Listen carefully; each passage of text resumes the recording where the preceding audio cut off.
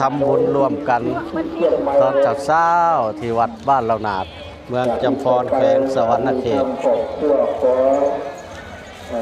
ถ้าพี่น้องเห็นหรือว่าพี่น้องเห็นการไล่สดหรือว่าอัดคลิป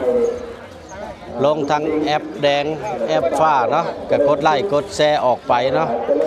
เพราะว่าบ้านเราหนาดก็เป็นอีกบ้านหนึ่งที่มีพี่น้องทาง USA หลายเนาะเขามาเบิ่งเขามาชมเอาพี่น้องเปิดคลิปมาก็มาพบพ่อกับซ่องพญามนคนบ้านเราหนาดคือเก่าเนาะตอนนี้มนพนักก็อัดคลิปทางแอปแดงเนาะหรือว่าYouTube เนาะให้พี่น้องได้เบิ่งได้ชมตอนเช้าทางสปป.ลาวเฮาใส่บาตรเนาะสบายดีเลยสวัสดีพี่น้องวัดสุขุสุคน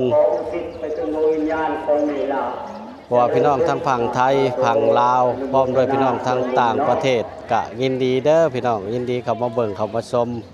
ทางช่องพญามนคนบ้านเราหนาหรือว่าช่องมนบ้านนาพี่น้อง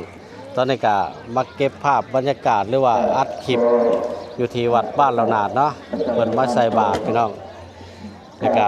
ทั้งได้ไล่สดนำพี่น้องทั้งไล่สดทั้ง Facebook กับพี่น้องทั้ง USA ก็เข้ามาเบิ่งเข้ามาชมเด้อพี่น้องเด้อเข้ามาเบิ่งเข้ามาชมทั้งแอปแดงเนาะทั้งแอปแดงกับมนต์บรรณาก็ได้อัดคลิปเนาะให้พ่อแม่พี่น้องทั้ง USA และทั้งฝรั่งเนาะหรือว่าพี่น้องทั้งต่างประเทศทั่วโลกเลยแหละเนาะพี่น้องเข้ามาติดตามทั้งช่องมนต์บรรณาหรือว่าพญามนคนบ้านเราหนาดเนาะทั้งแอปฟ้าเนาะแอปฟ้าก็เข้ามาเบิ่งเข้ามาชมได้เนาะอันนี้เป็นบรรยากาศที่วัดบ้านเราหนาดเมืองจำพรแขวงสวรรณเขตหลังจากที่เพิ่นเลิกเบิ่งหมอลำเมื่อคืนนี่เพิ่นก็ได้มาตักบาตรใส่บาตรเนาะพี่น้องวัดสุขุสุคนแต่ว่าคอยก็บ่ฮู้วัดสุขุสุคนดอกคนบ้านเราหนาดก็ได้ให้พี่น้องเบิ่งเอาเนาะเพราะว่าทั้งนี้ก็จะได้เบิ่งบรรยากาศนำกันพี่น้องเขาก็จะได้ไล่สดทั้งแอปฟ้าเนาะให้พี่น้องได้เบิ่งได้ชมทั้งนี้ก็เป็นวัดบ้านเราหนาดทางนี้ก็เป็นหมอลำเรื่องนะหมอลำเรื่องเพิ่นกำลังลื้อห้านม่างห้านเพิ่นเนาะเพิ่นก็สิโยกย้ายไปทางอื่นเนาะเพิ่นก็ท่านได้ไปเนาะวันนี้เขาก็จะได้มาเบิ่งบรรยากาศพ่อแม่พี่น้องใส่บาตรนะใส่บาตรตอนเช้า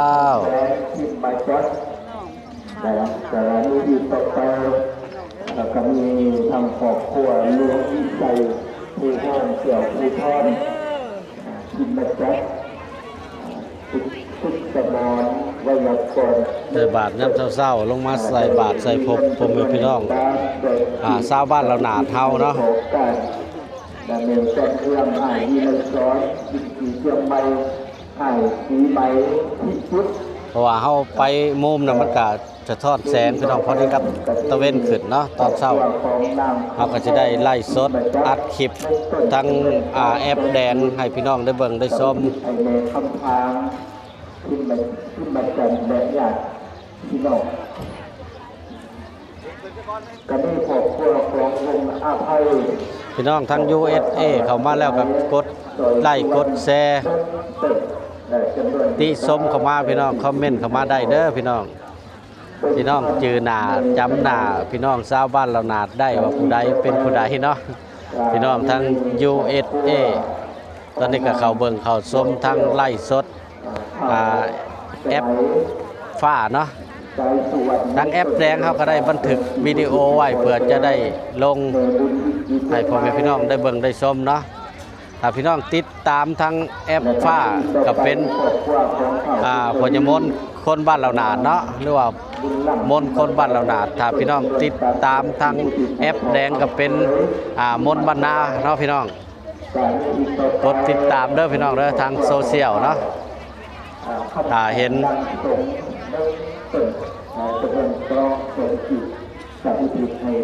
แล้วเรามาถ่ายรูปมาถ่ายกันพ่อแม่มาตอนนี้เป็นบรรยากาศอยู่ที่วัดบ้านเราหนาดเนาะ พี่น้องฝั่งไทยพี่น้องฝั่งลาวและพี่น้องทั้งต่างประเทศทั้ง USA ทั้งฝรั่งเศสเนาะเข้ามาแล้วก็กดไลค์กดแชร์ส่งคอมเมนต์ติชมเข้ามาได้พี่น้องเพราะว่าตอนนี้ก็ไล่สดออกอากาศอยู่ทั้งช่องมนต์คนบ้านเรานาดพี่น้องให้พี่น้องได้เบิ่งได้ชมเนาะอยู่ที่วัดบ้านเรานาดของพวกเฮาเนาะหลังจากที่เมื่อคืนนี่ก็ครบงานมีหมอลำเรื่องก็ได้บ้างห้านฟังอันนี้เป็นที่เรียบร้อยเพิ่นก็ทันได้ไปพี่น้องคณะหมอลำเนี่ยรถคณะหมอลำเพชรพูนชัยเนาะพี่น้องนี่เพิ่นก็จะได้โยกย้ายแต่ว่าทั้งวัดเฮาทั้งบ้านเรานาดเฮาเพิ่นก็ได้เพิ่นก็ได้ใส่บาตรใส่ภพทำบุญร่วมกันพี่น้องเอ้ยในทองต่อและในคำเด้งดังติดตาวัน เพิ่นก็ได้ใส่บาตรใส่ภพทำบุญร่วมกันตอนเช้าที่วัดบ้านเรานาดเมืองจำพรแขวงสวรรณเขตถ้าพี่น้องเห็นหรือว่าพี่น้องเห็นการไล่สดหรือว่าอัดคลิปลงทางแอปแดงแอปฟ้าเนาะก็กดไลค์กดแชร์ออกไปเนาะเพราะว่าบ้านเรานาดก็เป็นอีกบ้านหนึ่งที่มีพี่น้องทั้ง USA หลายเนาะที่เขามาเบิ่งเขามาชมขอบคุณเด้อพี่น้องทั้ง USA ที่ติดตามมนต์คนเรานาดคือกันเนาะเพื่อจะฉางรายได้เนาะพี่น้องเนาะเก็บภาพบรรยากาศให้พี่น้องได้เบิ่งได้ชมทั้งไล่สดไปแล้วก็ทั้งอัดคลิปลงแอปแดงเนาะถ้าพี่น้องเบิ่งไล่สดบ่ทันเนาะไล่สดบ่ทันก็ชมย้อนหลังหรือว่าให้พี่น้องติดตามทางแอปแดงได้เด้อพี่น้องเด้อเพราะว่ามนต์บ้านนาก็มาอัดคลิปอยู่ที่วัดบ้านเรานาดเมืองจำพรแขวงสวรรณเขตให้พี่น้องได้เบิ่งได้ชมตอนนี้ก็เบิ่งบรรยากาศหลังจากเพิ่นใส่บาตรใส่ภพเนาะเพิ่นก็สิมานั่งรอฟังเทศหรือว่าฟังกันนี่แหละเนาะพี่น้องบ้านเฮาก็เป็นบ้านใหญ่เป็นบ้านหนึ่งที่มีคนไปอยู่ทาง USA หลายเนาะในมื้อนี้ก็บุญในงานนี่กับในความสามัคคีของพ่อแม่ประชาชนบ้านเรานาดและก็พี่น้องทาง USA มาสร้างบุญพี่น้องหรือว่ามาทำบุญนั่นแหละมาเฮ็ดบุญมาทำบุญแล้วก็เพิ่นก็ได้มีการจัดการขบงานมีลำเรื่องเนาะลำเรื่องเพิ่นกำลังใกล้จะเมื่อเนาะถ้าพี่น้องอยู่ฝั่งไทยหรือว่าพี่น้องอยู่ฝั่งลาวพี่น้องอยู่ทางต่างประเทศ USA ก็เข้ามาเบิ่งเข้ามาชมเนาะพี่น้องอยู่ทางเวียงจันทร์เข้ามาแล้วก็กดไลค์กดแชร์ติชมเข้ามาได้ว่าพญมนต์คนเรานาดก็เป็นมือใหม่ช่องใหม่พี่น้องเฮาก็อยากสร้างช่องเพื่อให้คนฮู้จักเนาะฮู้จักกดไลค์กดแชร์หรือว่าติชมเข้ามาได้เด้อพี่น้องเด้อเข้ามาแล้วก็แชร์ไลค์พี่น้องกดไลค์ส่งคอมเมนต์เข้ามาถักถามถักทายได้ตอนนี้ก็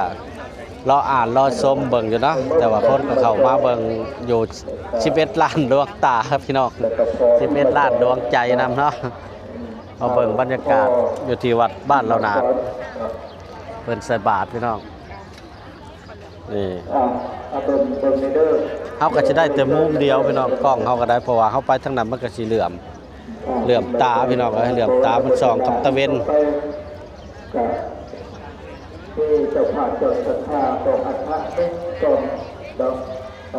เอามาแล้วก็กดไลค์กดแชร์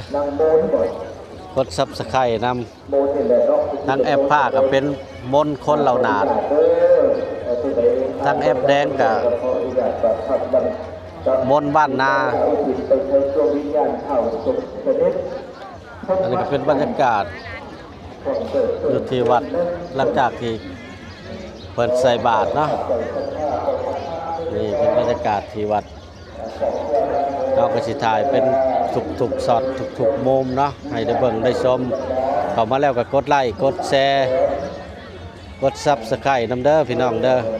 ส่งคอมเมนต์มาติชมได้ว่าพญมนต์ถ่ายคลิป นิ่งบ่หรือว่าสัตว์บ่แจ้งบ่ใสบ่เพื่อเขาจะได้ปรับปรุงทั้งช่องเขาเนาะทั้งช่องแอปแดงแล้วก็แอปผ้าเนาะเขาจะได้ปรับปรุงออกอากาศให้พี่น้องได้เบิ่งได้ชมแล้วก็ติดตามเนาะทุกปีถ้ามีงานทางบ้านเรานานมีงานบุญงานใหญ่เขาก็จะได้เดินทางมาจากกทมข้ามมาพี่น้องเพราะว่ามนต์บ้านนาก็ไปทำมาหากินอยู่ที่กทมเนาะหรือว่ากรุงเทพประเทศไทยเนาะก็ใช้ชีวิตอยู่พุ่นพี่น้องเขาก็ได้เดินทางมาที่วัดบ้านเรานาดมาร่วมทำบุญน้ำเพลินแต่ว่า มาแต่ละปีก็บ่ได้ใส่บาตรใส่ผมดอกพี่น้องเป็นแต่มือกล้อง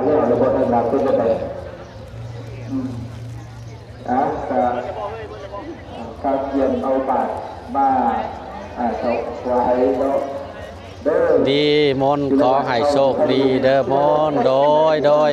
สบายดียามเช้ามนต์โดยพ่อนเพื่อนกันได้แจ้งขักน้องโดยขอบใจ